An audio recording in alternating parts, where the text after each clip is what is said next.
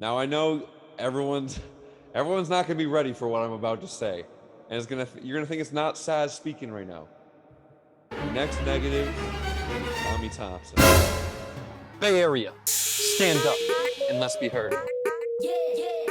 This is something that's been created by the people, for the people. No more sitting in the shadows. This is everything and anything San Jose Earthquakes related. This is Aftershock. Vamos San Jose. Welcome back to the Aftershock. Let's talk some news. Man, I mean, this was a very interesting game. Obviously, 0-0 isn't the most fun scoreline, especially when the last outing was 3-3. And in a small vacuum, this is a really great result versus a pretty decent team. And considering we had a big rotation of the squad and we just had a week off, I could take a road point. But we also had a very poor start to the season, so we do need to chip away at the standings. So it's frustrating on both ends, and I just feel like it's a repeated theme and thing I have to say every season and every game. Now, I believe we're going to be without Cade Cowell for about a week or two, as Nico Chikaris and him were called up to the U20 national team. They're off in Honduras right now. Nico already left. Cade obviously left after this game. I believe it was like right after the game. He just took a straight flight away with, not with the team. Nico probably just wasn't in the plans. Cade obviously was. He had a very good game. I really liked what I saw from him, and I thought the substitution came at a great time. But we can get more into that. And if you want to know more about specifically the game highlights and the game itself, you can check out the Aftershock, whether it be on Instagram, TikTok, or even this YouTube channel. You can just even click a little thing up here if you're watching on YouTube and not listening on Spotify, and it can redirect you to that video after you're done with this one. And now, moving on to trophies. Rumors are that there are some Mexican clubs looking at him right now, breaking by Fabian Rankel on Twitter. You can even check out Tectonic Takes. They'll give you some of the information on that. How much is true, how much is not, we don't know, but it is kind of seeming that he is leaving. I just don't know if we can afford it or if we want to, especially Montero playing so well. And after some of the last home games, Trophies is going into the crowd like a rock star. I think it's a friendly, good way to end. I don't think it's going to be a nasty way to end. And I don't think we want to injure him more so that the market value can maybe go up, even though it's not us selling him. Or maybe potentially we're not playing him and acting like he's injured. That way we could get him for less. It's really 50-50, but I do see Trophies leaving end of June, and maybe the Cali Classico will be his farewell tour if he even gets in, maybe a substitution appearance. We'll see. Now, let's start with the negatives. Early on, I saw us using tactics that were very similar to the Sacramento loss. It's something I saw Man United do under, I believe it was Jose Mourinho, maybe near the end of his time. I'm not sure. It was a Man United. They didn't invent it, but I saw Man United using it. It's really where the center backs get really big, and then the fullbacks really go up into the wing positions. The wingers tuck in, so they're secondary strikers. The strikers stay central, but then a center mid will slot in that spot between center back and fullback. This is allowed to move the ball forward, and then you just are against that back line, so you outnumber them and you can attack. It really works well if you can get the ball up there, and then you have the numbers, and it's a very quick, especially if you have a quick attack like us, it can work very well.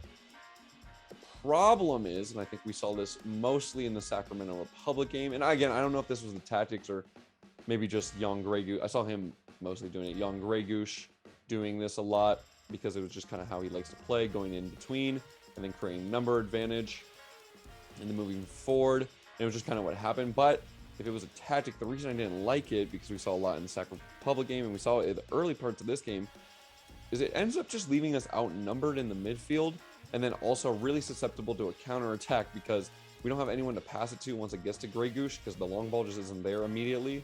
And then when we lose the ball, if we lose it in the middle because whether it be Montero, Yul, or whoever's on the other side, or Remedies had to check in somewhere else, then it's about a 3v4, and three of the R4 are the back line, because usually a fullback is out, or Gregor's just having to step, and then it's just one single midfielder, and that whole space is open.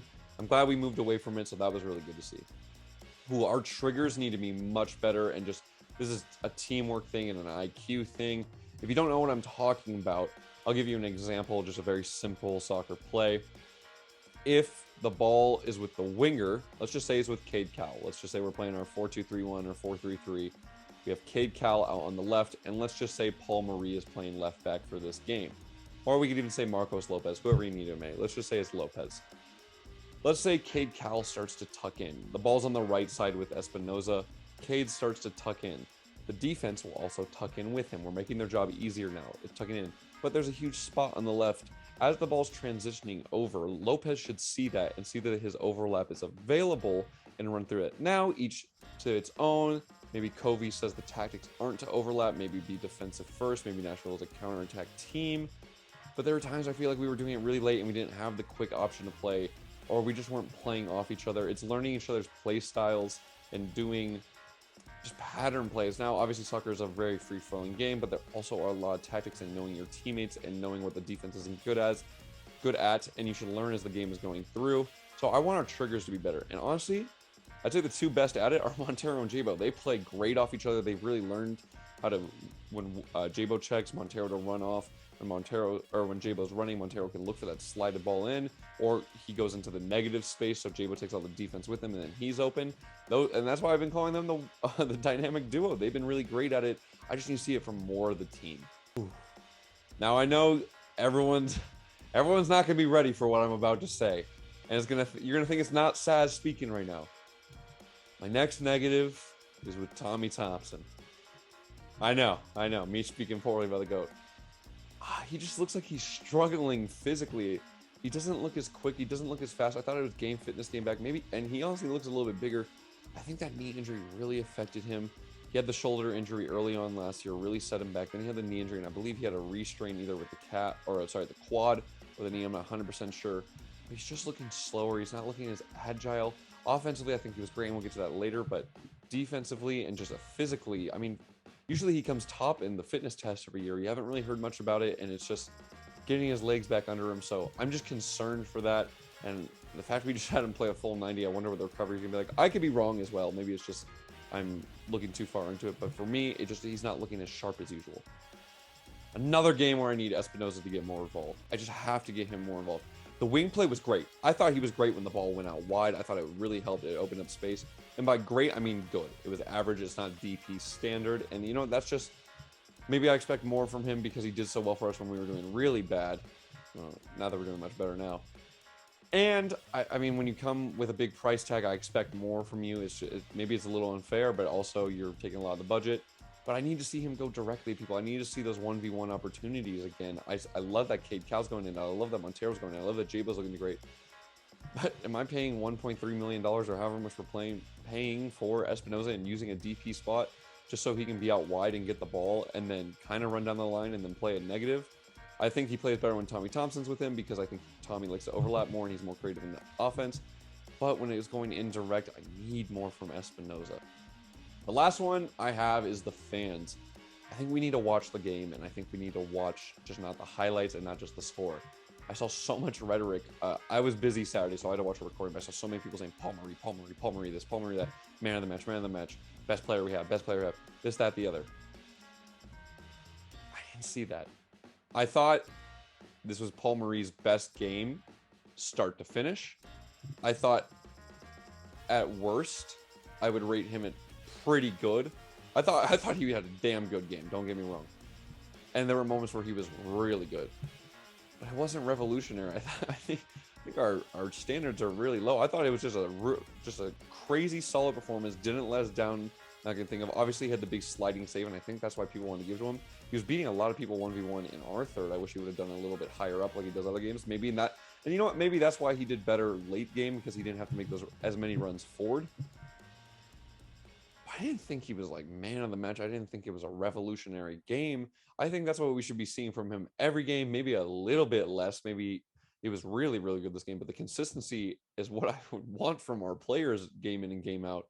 So I just think the fans need to watch a little bit more and give our team praise. I think we're a bunch of haters, but also don't just jump on these bandwagons the same way we did with Matt Bersano. Bersano should be starting. Bersano should be starting. Bersano should be starting. Bersano makes one kind of mistake in the Open Cup game. Emmy should be starting. Emmy should be starting. Start him in the Open Cup games. JT should have started the Open Cup games. Emmy should just be starting all our games. He's a young, promising talent. Let's just breathe a little. Let's just breathe a little, okay? Let's watch the games. I understand it's a game-to-game basis. And let's move forward. But now, let's move on to the positives. My first positive, Paul Marie.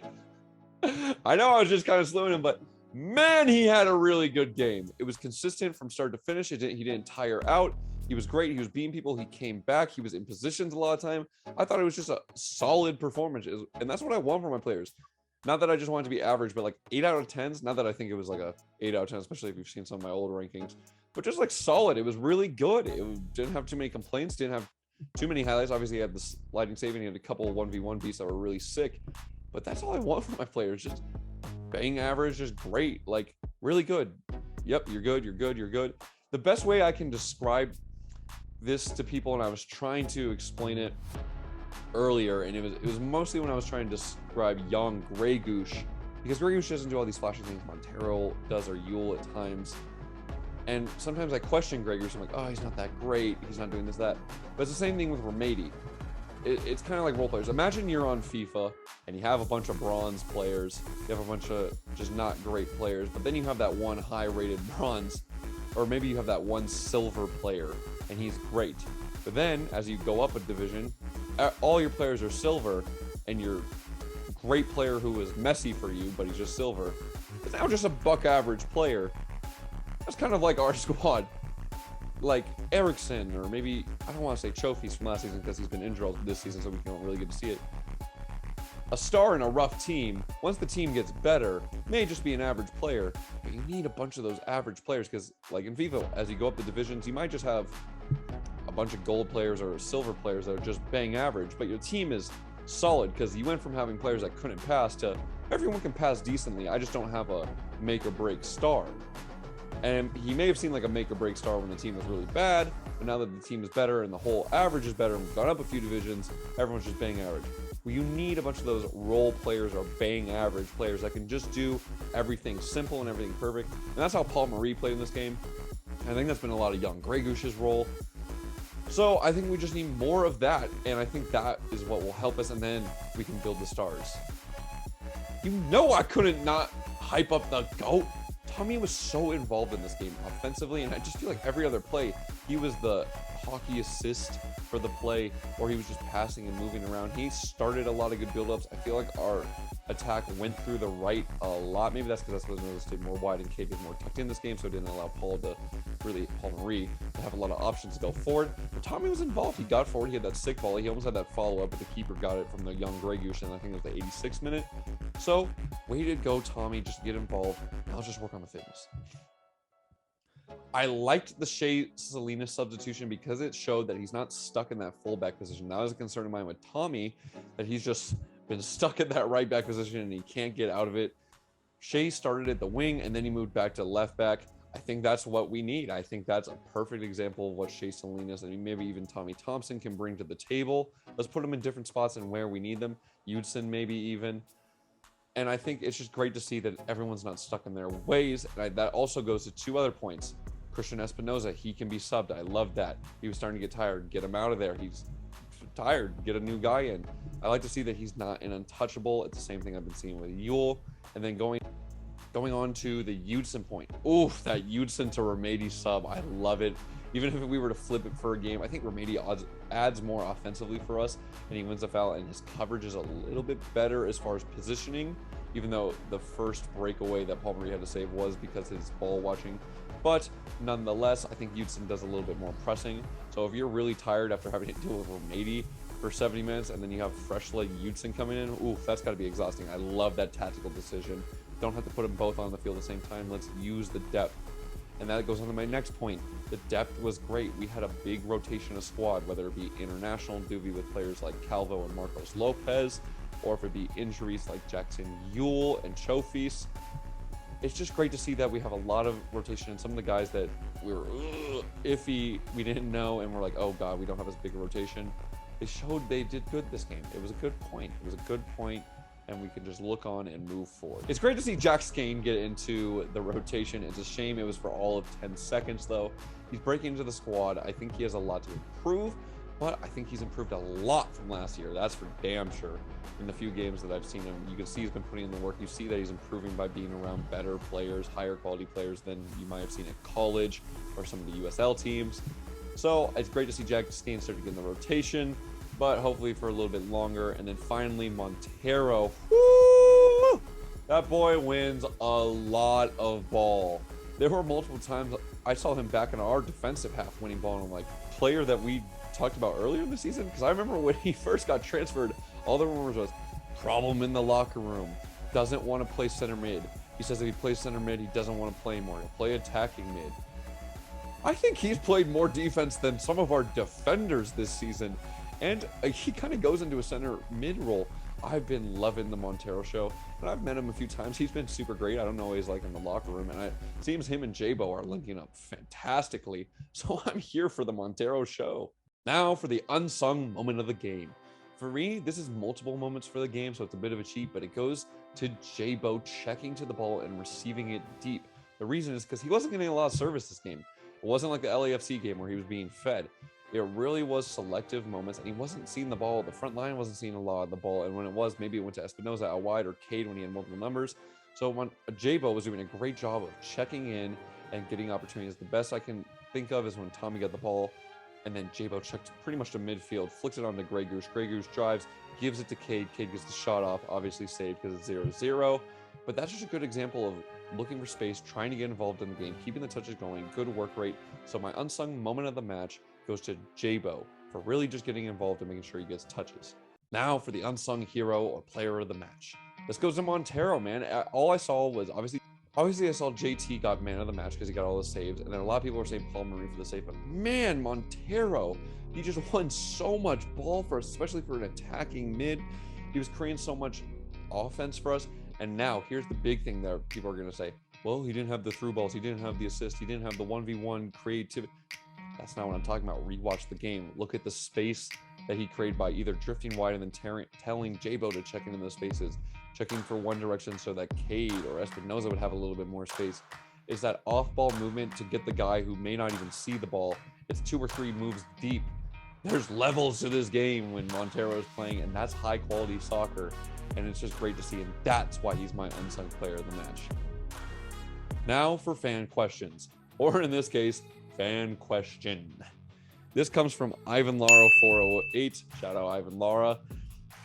He asked, fun question, odds of Quakes winning the league.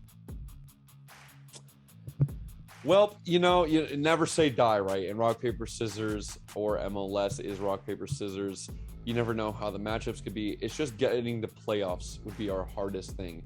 And then I think teams wake up more in playoffs. Like if we play LAFC or LA Galaxy now, I think we have a good chance against them. If we play them in the Western Conference Finals, I think we have a great chance against them. But that first or second round, I think they wake up. I think we saw it with Portland last year. I mean, they made it all the way to the finals, and they had a horrendous start.